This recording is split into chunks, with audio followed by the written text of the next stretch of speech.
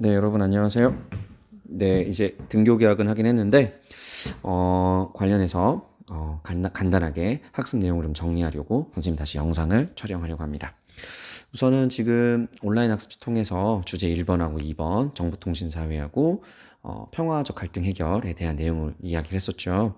이제 오늘 이야기는 사실 내용 자체는 어렵진 않지만 간략하게 좀 짚고 넘어가야 될 부분이 좀 있어서 지금 설명을 좀 드려보도록 할게요. 폭력에 대한 이야기예요, 폭력. 자, 우선 세 가지로 좀 이야기를 할 건데, 하나는 왜 폭력이 나쁜 것인지, 비도덕적인지에 대한 얘기를 좀 한번 해보려고 하고요. 두 번째는 폭력에 대처하는 방법에 대한 이야기. 세 번째는 폭력을 예방하는 방법. 이 세 가지로 한번 이야기를 한번 드려보려고 합니다. 실제 이제 지식적인 측면은 간략하게 좀 여기서 정리를 좀 하고요. 그리고 수업 시간에는 이 내용을 토대로 해서 선생님이랑 재미있는 활동을 한번 진행해 보도록 하자고요. 짧게 이야기를 한번 해 보도록 하겠습니다. 우선 왜 폭력이 왜 비도덕적인지에 대한 이야기를 한번 해볼게요. 우선 비도덕적이라 함은 결국에 폭력이 나쁘다라는 걸 전제하에 이야기하는 거죠. 선생님이 이제 수업 시간 때도 계속 말씀드렸지만 폭력적인 방법이 갈등 해결에서도 말씀드렸죠. 좋은 결과로 나아갈 수 없다고 말씀을 드렸었습니다. 그래서 폭력이 나쁘다라는 거예요. 그래서 이 폭력이 어떤 것인지에 대해서 먼저 정의를 한번 내려봐야겠네요. 자, 우선 폭력이라는 건 정당하지 못한 방법을 사용한다는 거죠. 그렇죠? 이게 정당한 방법이 아니라 정당하지 못한 방법을 사용해서 상대를 강제로 제압하는 모든 행위를 우리는 폭력이라고 이야기를 합니다. 사실 이 폭력적인 측면의 폭력적인 어떤 다양한 방법들은 현상들은 우리가 뉴스뿐만 아니라 우리 주변에서도 흔히 접할 수가 있습니다. 정당하지 못한 방법으로 강제하는 것, 원하지 않는데 강요하는 경우들이 되게 많다는 거예요. 이 폭력의 종류에는 되게 많이 있는데요. 우리가 흔히들 단순히 폭력하면 실제로 신체에 물리적인 어떤 그 폭력을 행사하는 것만을 폭력이라고 생각하는데 그것만이 폭력은 아닙니다. 우선 종류를 좀 간략하게 한번 짚어볼게요. 우선은 신체적인 폭력이 있겠네요. 신체적인 폭력은 말 그대로 몸에 직접적으로 힘을 가하는 거죠. 이걸 신체 폭력이라고 얘기를 하는 것이죠. 두 번째는 이제 언어 폭력입니다. 사실 요즘 들어서는 신체 폭력보다는 언어 폭력에 대한 문제가 훨씬 더 많이 대두되고 있어요. 여러분도 아마 친구들 사이에서 어떤 다양한 갈등 또는 인터넷이나 뉴스 또는 미디어를 통해서 여러 접하는 것들을 보면 실제로는 신체 폭력보다는 언어 폭력에 다양한 갈등들이 있다는 걸 여러분이 아마 알고 있을 거라고 생각합니다. 언어 폭력이라는 건 인격을 무시하거나 모욕하는 말을 사용해서 상대방에게 정신적 또는 심리적으로 피해를 주는 행위를 말합니다. 대표적으로는 지난 시간 사이버에서도 말씀드렸지만 악플 같은 경우 또 명예훼손 같은 경우 이런 것들이 바로 언어 폭력이라고 이야기할 수가 있습니다. 신체 폭력은 사실은 겉으로 드러나는 게 명확해요. 근데 반면 언어 폭력은 사실 이게 딱 명확히 드러나지 않다 보니 이게 그렇게 심각한 문제가 아니라고 생각했지만 사실 요즘 드러나고 있는 다양한 문제점들은 결국 거의 대부분 언어 폭력을 통해서 드러나고 있습니다. 아마 여러분들도 상처를 받거나 친구로부터나 사람들로부터 상처받는 사례가 신체적인 폭력보다는 언어 폭력의 경우가 훨씬 더 많지 않을까라고 생각합니다.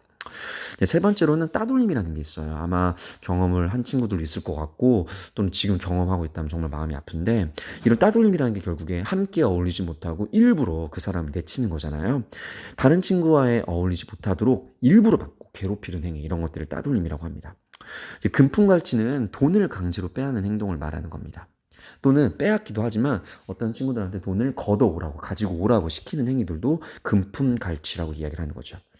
또는 요즘 들어서 조금씩 나타나기 시작한 건데 예전에는 과제를 대신하게 하는 경우도 있었고요. 또는 요즘에는 게임을 레벨을 업그레이드 시키는 경우가 지금 되게 이게 중요하다면서요. 그래서 친구들에게 자신의 아이디와 그 비밀번호를 알려준 다음에 그 캐릭터를 키워오게 한다든지 레벨을 업그레이드 시키는 것 이런 것들도 실제로 많이 있다고 합니다. 또는 심부름 강요하기나 폭력 조직에 가입을 강요하고 성폭력 요새 상당히 심각해지고 있죠. 이러한 것들 우리는 폭력의 어떤 대표적인 종류라고 이야기할 수가 있습니다. 근데 이 폭력은 사실은 하나로만 나타나지 않아요. 그러니까 신체 폭력만 나타나지만 않고 또 언어 폭력만 나타나는 것도 아닙니다.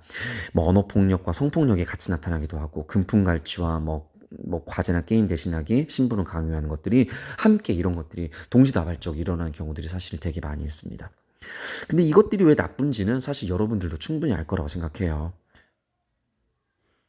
왜 나쁘냐면 우선 폭력이 비도덕적인 까닭은 다른 사람에게 피해를 주기 때문이겠죠. 또 하나는 인격을 훼손하기 때문입니다. 그리고 사회 혼란을 일으키기 때문이죠.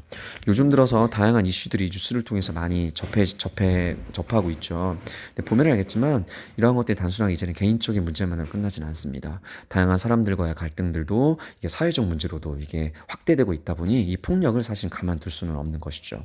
그래서 두 번째, 폭력을 대처하는 방법입니다. 이게 사실은 되게 정말 중요한 건데요. 이게 사실 1번을 잘 못합니다. 폭력이 있으면 폭력에 대해서 단호하게 이야기하는 것이 되게 필요해요.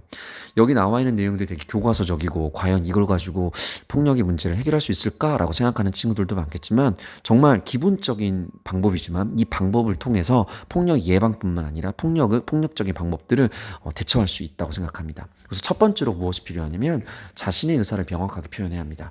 싫을 때는 정확하게 싫다라고 명확하게 의사를 표현하는 것이 정말 중요하고요. 이거를 명확하게 표현하지 않으면 상대방의 어떤 가해하는 수준이 훨씬 더 높아지게 돼요. 그리고 그것이 빈번하게 계속 발생하게 되겠죠. 그래서 폭력이 만약에 여러분에게 접하는 경우가 생긴다면 정확하게 여러분의 의사를 말하는 것이 필요합니다. 두 번째로는 주변 사람들한테 정확하게 도움을 받는 것이 필요합니다. 친구뿐만 아니라 부모님들 또 선생님들을 통해서 자신이 현재 이러한 상황에 있다는 걸 알리기도 하고요. 이 상황에서 벗어나기 위해서 정확하게 주변 사람들에게 자신의 상황을 안내하고 도움을 받는 것이 필요합니다. 세 번째로는 요즘에 법과 제도가 사실은 아주 구비가 잘 되어 있습니다. 예전에는 그 폭력적인 어떤 그 방법들이 나타나면 그것들을 하지 마 정도로만 끝났다면 지금은 법률이 아주 강화되어 있어서 이걸 실제 법적인 측면으로 처벌을 받기도 합니다. 따라서 법과 제도를 통해서 또는 외부 기관을 통해서 이러한 다양한 방법들에서 여러분이 도움을 받을 수가 있습니다. 그래서 여러분들도 아마 알 테지만 예전에는 사실 학교 폭력이니 사람과 사람 사이에서 갈등이나 폭력적인 방법이 단순하게 갈등 해결 정도의 선에서만 그쳤다면 요즘에는 절대 그렇지 않아요. 학교 폭력, 특히나 친구와 친구 사이에 벌어지는 다양한 그 폭력적인 측면들은 단순하게 말로써 해결이 되는 것이 아니라 외부 기관, 특히 경찰이나 다양한 어떤 수사 기관까지 이제 참여를 하게 돼서 그 문제를 적극적으로 개입을 하고 있습니다. 그리고 아마 여러분들도 그 온라인상에서 이슈를 통해서 들어봤겠지만 그 어떤 사람들은 자기가 했었던 과거의 어떤 잘못했었던 행동들이 요즘에 드러나기도 하면서 지금 자기가 하려고 했었던 방송에 출연하고 있는 다양한 것에서 문제가 되기도 하잖아요. 그래서 혹시라도 지금 사람과 사람 사이의 갈등을 폭력적인 방법으로 어떤 문제를 풀어가고 있는 사람들이 있다면 이걸 한 번쯤 고민해 볼 만한 문제라고 생각합니다. 이게 향후에 자신의 발목을 잡는 경우가 실제로 많이 발생을 하기도 합니다. 네 번째입니다. 폭력은 당연히 방관하면 안 되겠죠. 그리고 피해자 지원과 가해자 선도를 위한 사회적 제도적 노력도 필요해요. 그러니까 사실은 단순하게 폭력적인 어떤 문제가 벌어지면 이 문제를 해결하기 위해서 그 사람에게만 그 문제를 전가하는 게 아니라 이제 우리가 적극적으로도 확인할 필요가 있어요. 폭력이 어떤 일들이 벌어지고 있으며 학급 안에서 또는 우리 주변에서 어떤 사람들이 피해를 보고 있는지 우리가 계속적인 관심이 있다면 아마 그런 일들이 좀 급씩은 사라져 가겠죠. 뿐만 아니라 그 피해자 지원도 필요해요. 피해자가 어떤 문제가 발생이 됐다면 그걸 단순하게 그냥 방관하고 묵과하는 것으로만 끝나는 게 아니라 이 사람이 받았던 그 심리적인 측면과 정신적인 어떤 그 측면들을 케어하기 위한 것이 필요하고 더불어서 가해자가 더 이상 그런 행동들을 하지 않기 위한 선도적인 조치 역시 필요합니다. 근데 다시 한번 말씀드리지만 예전에는 사람과 사람의 어떤 그 도의적인 문제로 접근을 많이 했어요. 폭력적인 문제를. 특히나 학교 안에서의 친구 간의 관계에서는 더욱이나 그랬죠. 하지만 지금 법적인 제도가 아주 강화가 되어 있어요. 그래서 지금 현재 그런 일을 하고 있다면 자기 자신을 위해서라도 절대로 학교 폭력이나 폭력에 대한 가담하는 것들을 하시면 안 됩니다. 분명 말씀드리지만 이게 결국 나중에 여러분의 발목을 잡고 여러분의 어떤 미래의 비전을 위해서 자신의 꿈을 실현함에 있어서 큰 걸림돌로 작용을 하게 될 가능성이 매우 높아요.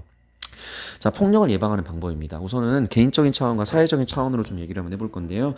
개인적인 차원인데요. 우선 당연히 분노 조절과 결과 예측하는 것이 좀 필요해요. 사실 화가 나면 자신의 감정을 통제하지 못하는 경우가 되게 많아요. 그래서 화가 난 그 순간대로 감정적으로 대응하다 보니 결과적으로 왔을 때에도 문제가 벌어지는 경우가 되게 많습니다.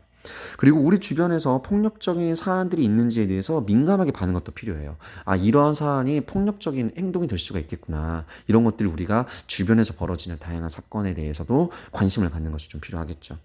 그다음 평화적 갈등 해결을 평화적인 갈등으로 문제를 해결하는 것. 이건 사실 지난 시간에 설명을 좀 드렸던 내용이에요. 사회적 차원의 문제인데요. 단순하게 모든 문제가 개인적 차원으로만 해결되지는 않습니다. 사회적 차원, 법과 제도를 통해서 다양한 문제들을 해결하기 위한 어떤 제도적인 장비들도 필요하다고 생각합니다. 뿐만 아니라 평화를 지향하는 어떤 사회 분위기 역시 필요하겠죠. 자, 폭력의 문제에 대한 내용을 간략하게 좀 말씀을 드렸고요. 이 실질적인 내용에 대한 건 이제 수업 시간에 간략하게 선생님이 피드백하고요. 관련해서 같은 활동 한번 진행해 보도록 하겠습니다. 그러면 다음 시간에 만납시다. 안녕!